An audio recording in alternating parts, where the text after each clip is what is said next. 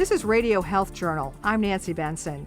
This week, baseball pitchers and the injuries they suffer. There are upwards of 30% of major leaguers now who have Tommy John scars on their elbow. And honestly, I think that's going to pale compared to future years. Throwing caution to the wind when Radio Health Journal returns.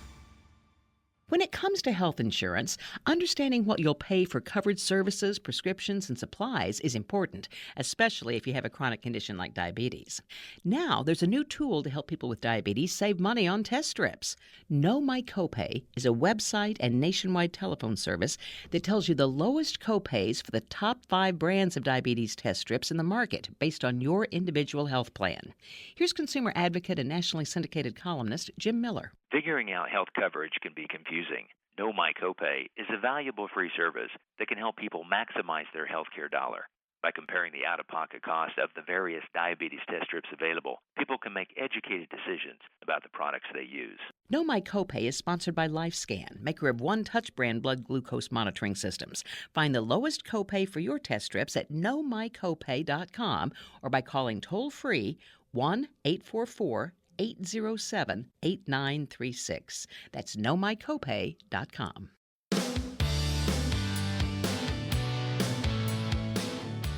We're fast approaching the first milestone of the Major League Baseball season, Memorial Day, when we can start to get a good feel for the teams likely to compete till the playoffs. Fans are tallying the statistics that are so much a part of the game: wins, losses, on-base percentages, and unfortunately, season-ending injuries. 1 or 2 stars lost for the year can be the difference between a World Series championship and not even making the playoffs. And no players are more likely to be hurt than pitchers. There are upwards of 30% of major leaguers now who have Tommy John scars on their elbow. And honestly, I think that's going to pale compared to future years. That's Jeff Passan, baseball columnist for Yahoo Sports and author of the new book, The Arm, Inside the Billion-Dollar Mystery of the Most Valuable Commodity in Sports. Major League Baseball this year is going to spend upwards of $1.7 billion on pitchers, just in the major leagues. That doesn't count the ones that it signs in the draft or sign internationally via free agency. And that number really was the impetus behind this book. I asked myself a question. At the time, it was $1.5 billion, and it was, how can baseball spend $1.5 billion on something it doesn't understand? Baseball may not understand the alchemy that makes a frontline injury-resistant pitcher, but Passan says it's not for lack of trying. They've tried all sorts of different things. They've tried throwing more. They've tried throwing less.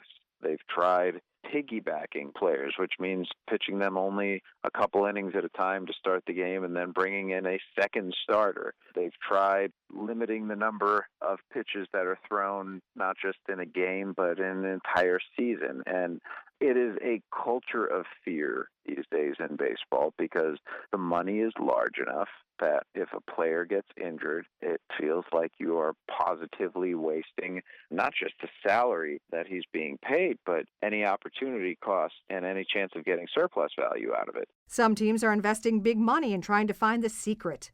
But even gurus who know everything about the mechanics of pitching can't guarantee that the team's star closer won't blow out an elbow ligament. If there is somebody out there like that, baseball teams will pay a lot of money for him or her to do that. And if you think about it, I mean, injury prevention is the holy grail. If we are able to keep somebody from being injured, that team will win at least one World Series because the margin of error is so much greater than they can go out and draft pitchers who have higher upside and keep them healthy, theoretically. And if you know you're not going to miss with pitchers, then maybe you take greater risks with hitters going for higher upside guys there, too. Tommy John surgery, named after the first major league pitcher to undergo the procedure in 1974, is officially known as ulnar collateral ligament reconstruction.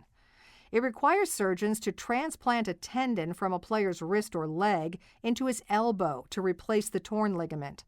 According to Major League Baseball, 15 to 30 pitchers per year have undergone the procedure over the past few years. In 12 months, the player may be back on the mound. In 18 months, they may be back to full strength. Those 18 months, though, are filled with the most grueling mental and physical rehabilitation an athlete can imagine. And the mental part, of course, is tougher than the physical part because you've been playing baseball your whole life. It is what you love to do, and your livelihood is taken away from you with the truth that you may never get back. 80% of people return to their previous level of competition, but the number isn't nearly that who return to their previous level of achievement. And I think that Tommy John surgery is just a so-and-go procedure. It couldn't be further from the truth. Even so, one major league manager told Passan that Tommy John surgery was like a root canal, no big deal.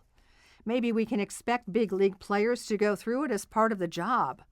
But what about kids? Passan says pitchers on the local high school team are at risk too. When you hear that between 2007 and 2011, 56.8% of Tommy John surgeries were on 15 to 19-year-olds, you tend to get a little bit alarmed. The population that's coming into professional baseball right now, having gone through the year-round baseball that's emphasized, which leads to 5 times likelier an arm injury than those who don't play year-round. And the fact that they're participating in showcase events, which emphasize higher velocities, they either have scars on their elbow or their arms are ticking time bombs. So the idea of a healthy 18 or 19-year-old, it's almost an anachronism at this point. Still, major league teams aren't scared away from those kids.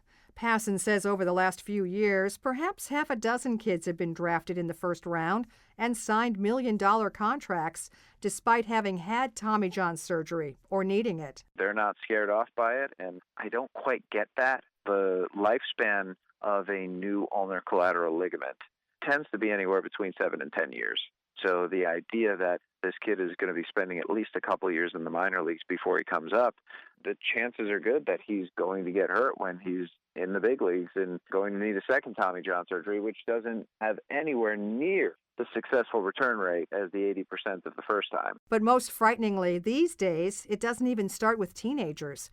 Talented kids who are even younger often play on several teams and may pitch far more than their arms can stand. There was a study that came out recently from Japan on 62 9 to 12-year-olds, and 42% of them had damage seen by an MRI to their ulnar collateral ligament. And I believe it's 63% of the pitchers had damage to their UCL. These are little kids. These are 3rd and 4th and 5th and 6th graders. And if it is starting that young there, then it is certainly starting that young here as well. And, I'm coaching 8 and 9 and 10-year-olds this summer on my son's team, and I'm in charge of pitching. First year they're going to be pitching this year. And it scares me to death. Passan says pitch limits for growing kids make sense. The young kids he coaches will never throw more than 30 pitches at a time, and the count will go up as they get older. But surprisingly, Passan says low pitch limits on major leaguers don't make much sense. He says the arms of professionals ought to be able to take it. Often managers are too cautious. If a pitcher goes over 100 pitches in any outing, it's like there should be congressional intervention. And some of these arms are well capable of handling 120-plus pitches a game. I just think that we are so stuck inside of this culture of fear with baseball that it's tough to embrace a culture of knowledge that allows us to better understand what's going on. The solution, Passan says, isn't in the major leagues. It's in the youth leagues, where kids are pushed far too hard too soon. You can find out more about Jeff Passan's book, The Arm, through links on our website, radiohealthjournal.net. Our production director is Sean Waldron. I'm Nancy Benson. Medical notes this week. Oral health problems and pancreatic cancer are related, and scientists are trying to figure out how. They've known for some time that people battling pancreatic cancer are more likely to have gum disease and cavities. Now a study presented to the American Association of Cancer Research shows that healthy people with a certain mix of bacteria in the mouth are nearly 60% more likely to develop pancreatic cancer later. Researchers are tracking the connection. Managers who inspire their employees to perform above and beyond the call of duty may be harming their workers' long-term health. A study in the journal Work and Stress finds that employees working under the so-called transformational managers do well in the short term, But over the next few years, employees end up being out sick more often than the norm and often show up for work even when they're sick. And finally, it appears that teenagers who stay up late to study may be doing their grades more harm than good. A study in the journal Sleep divided elite teenage students into two groups. One group was allowed to sleep 9 hours a night for a week, while the other group got only 5 hours of sleep per night. At the end of the trial, the sleep-deprived group had significant deterioration in attention, working memory, executive function, and alertness. Catching up on sleep over the weekend wasn't enough to fully reverse the effects. And that's Medical Notes this week. More in a moment. Chronic pain affects many people's close friends or loved ones. For years, spinal cord stimulation has represented a life-changing option for some patients. Now, spinal cord stimulation therapy has taken another step forward with FDA approval of a new patient-centric system called the St. Jude Medical Proclaimed Spinal Cord Stimulation System. Dr. Judson Cook of Spine and Neurosurgery Specialists of Austin tells us more. Until recently, spinal cord stimulation technology had only been incrementally improving. But with the new St. Jude Medical Proclaimed system, my patients have a strong package of benefits like a battery that doesn't require recharging and upgradable technology while still receiving optimized spinal cord stimulation therapy. To take the next step to learn more about the newly approved Proclaimed Spinal Cord Stimulation System, go to poweroveryourpain.com/nextsteps. That's poweroveryourpain.com/nextsteps. Implementation of a spinal cord stimulation system can involve risk, such as painful stimulation, loss of pain relief, and surgical risks, such as paralysis during the implantation procedure. Patients should talk to their physician to determine if spinal cord stimulation therapy is right for them.